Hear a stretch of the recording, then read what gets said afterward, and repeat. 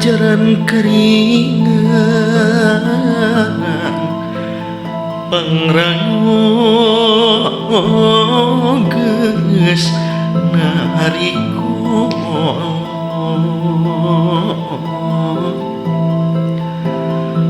mandala wangi ngalengit